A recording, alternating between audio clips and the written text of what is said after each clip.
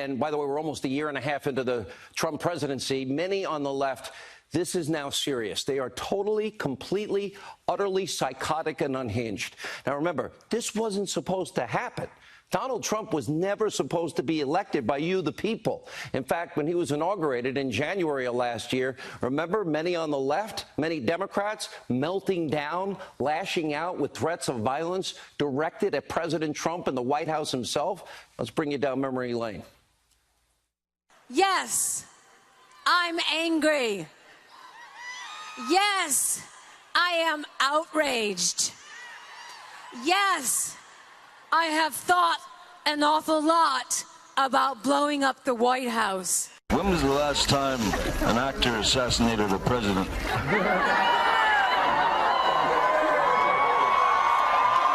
I want to clarify, I'm not an actor. I lie for a living. However, it's been a while.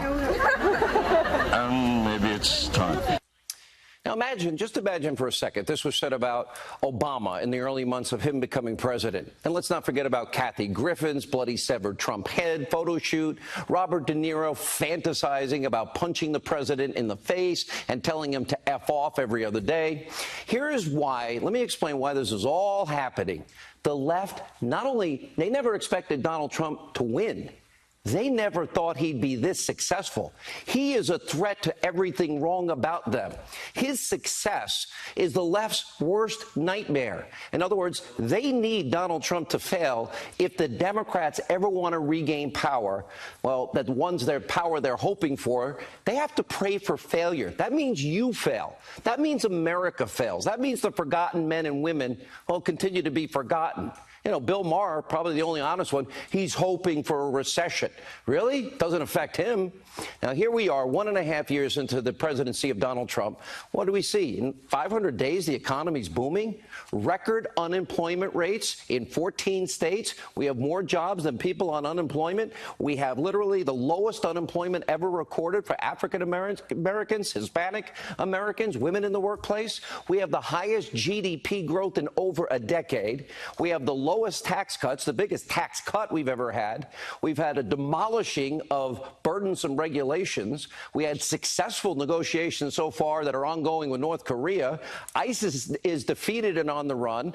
The Iranian stupid deal of Obama's dead. Jerusalem, promised by so many presidents, is now the capital of Israel, and so much more. With each success, the Democrats' dreams of kicking Trump out of office becomes more faint and more remote, and now they feel it, and they're lashing out. They don't like his success. That's why it's getting louder and more insane by the day. And the left is actually now targeting those who actually work and support President Trump. Look at this. New Jersey so-called Senator, President wannabe Cory Booker, is calling for Americans to confront Trump officials. Look at Maxine Waters. Well, she's been calling for Trump's impeachment since almost his first day in office. Well, Maxine Waters is urging supporters to accost Trump allies wherever they go. This is dangerous. Watch. You have members of your cabinet that are being booed out of restaurants, who have protesters taking up at their house, who's saying no peace, no sleep. And if you see anybody from that cabinet in a restaurant, in a department store, at a gasoline station, you get out and you create a crowd. And you push back on them. And you tell them they're not welcome anymore, anywhere. Now, naturally, those associated with President Trump, they're now being targeted by America's viciously angry left wing all over the country. They're doing it to women and children. Now, listen to what happened to Florida Attorney General. She'll join us in just a few minutes, Pam Bondi, this weekend as she goes to see the Mr. Rogers movie. Take a look. 3 huge guys came up and started probably an inch from my face, screaming at me every word in the book, cursing as loud as they could. So then my trooper came up, and my boyfriend and I got our tickets, we're headed in, and then they ran in and circled me where I could not get into the theater. They stopped me. So he came up then and stopped them. So then we went in the theater, thought it was diffused. We're up getting popcorn at the concession stand, and they came up again, just every curse word in the book. And they're this far from my face. One spit on my head. Now, I can't say that was intentional because he was yelling so loud. I don't know if it was just him spewing out of his mouth. Picking on women and children. Now, the Attorney General will be here in a few moments. She'll give us more details on that. And she's only the latest Trump ally to be targeted. White House Press Secretary Sarah Sanders was literally thrown out of this weekend, in a restaurant in Lexington, Virginia, named the Red Hen. Take a look. Many by now have heard that I was asked to leave a restaurant this weekend where I attempted to have dinner with my family. My husband and I politely left and went home. I was asked to leave because I work for President Trump. We are allowed to disagree, but we should be able to do so freely and without fear of harm. And this goes for all people, regardless of politics. Some have chosen to push hate and vandalism against the restaurant that I was asked to leave from. A Hollywood actor publicly encouraged people to kidnap my children. And this weekend, a member of Congress called for people to push back and make clear to those serving their country in this administration that they are not welcome anywhere, anytime, for anything. Healthy debate on ideas and political philosophy is important, but the calls for harassment and push for any Trump supporter to avoid the public is unacceptable.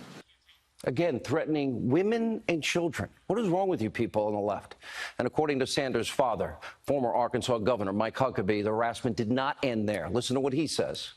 Once Sarah and her family left, and of course Sarah was asked to please vacate, Sarah and her husband just went home. They had sort of had enough.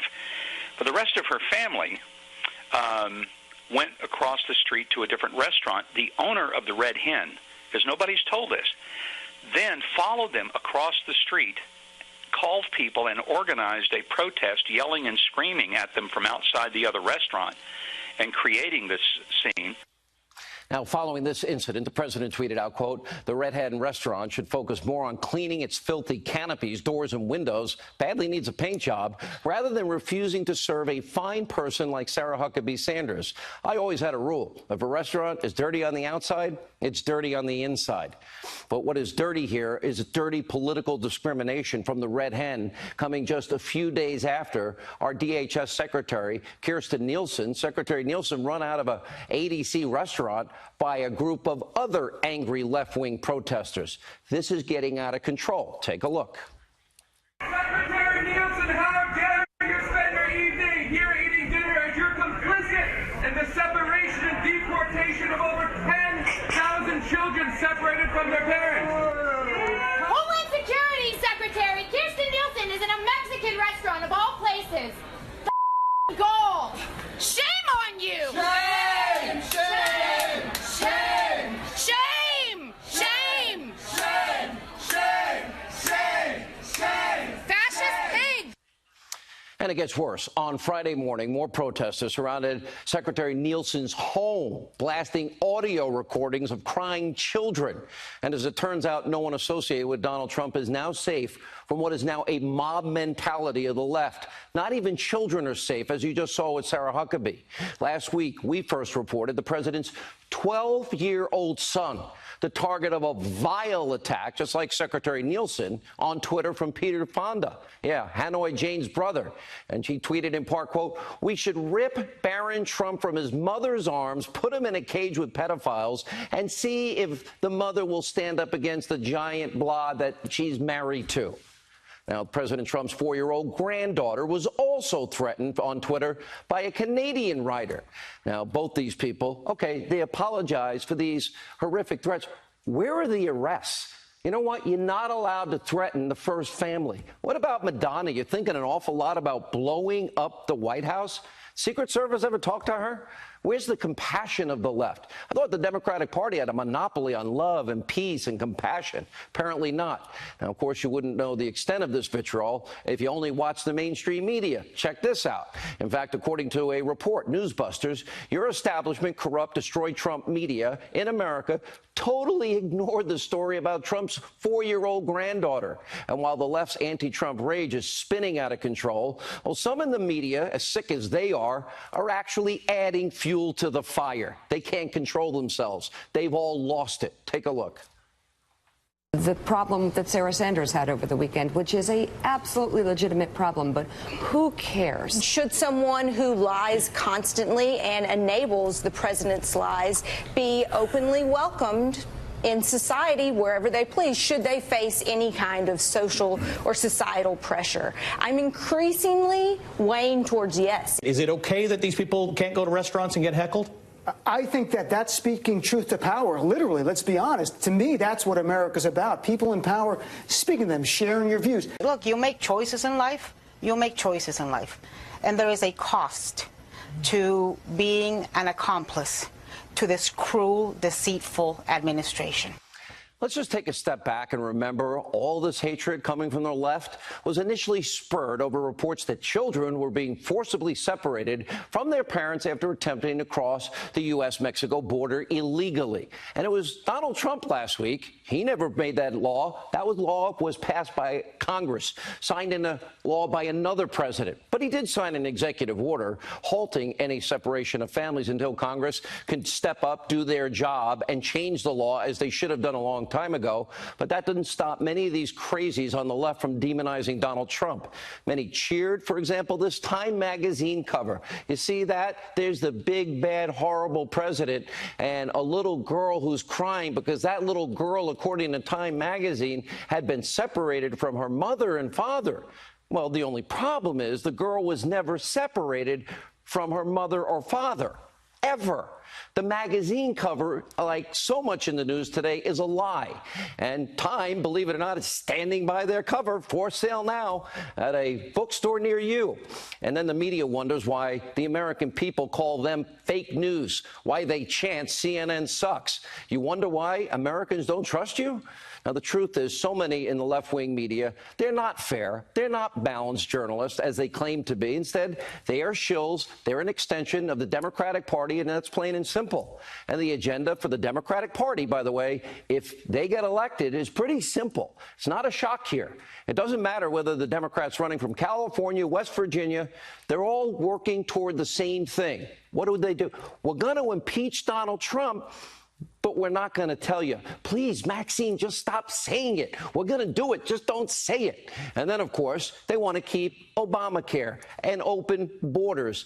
Oh, and yeah, they want their crumbs back. Remember, you got the biggest tax cut ever in American history, and Nancy Pelosi called the crumbs?